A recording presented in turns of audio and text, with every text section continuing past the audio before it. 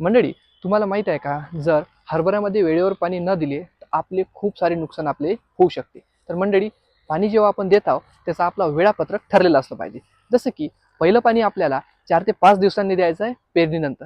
सोबतच दुसरं पाणी आपण जेव्हा देतो त्यावेळेस 40 ते 45 दिवसांनी आपल्याला पाणी द्यायचं आहे. म्हणजेच काय, फुलोऱ्याच्या काळात आणि फुलाचा चांगला विकास होण्यासाठी पुरेसे पाणी लागते. म्हणून त्या काळात हरभरा पिके आर्द्रतेच्या ताणाला फार संवेदनशील असतात. या टप्प्यावर सिंचनामुळे फुलधारणेची प्रक्रिया चांगली होते आणि ज्यामुळे दुप्पट प्रभाव आपल्या उत्पादनात चांगला येऊ शकतो. आणि शेवटचं आणि तिसरं पाणी हे आपल्याला द्यायचं आहे 60 ते 70 दिवसांनी. म्हणजेच या टप्प्यात सिंचनाने शेंगांचा जो आकार आहे आणि जे वजन आहे, म्हणजेच ज्याने आपलं उत्पादन वाढणार आहे, ते चांगलं भरून निघणार आहे. सोबतच जर सिंचन अपुरे जर यावेळेस जर पडले तर अकाली झाडं आपले वाळू पण शकतात. आणि सोबतच जास्त आणि म्हणजेच वेग आपल्या चुकीच्या वेळेस जर पाणी दिलं तर हरभरा मार सुद्धा खाऊ शकते. तर मंडळी, हा व्हिडिओ आपल्याला कसा वाटला हे आम्हाला नक्की कमेंट बॉक्सद्वारे कळवा. व्हिडिओला लाईक करा, शेअर करा आणि सबस्क्राईब करा. धन्यवाद.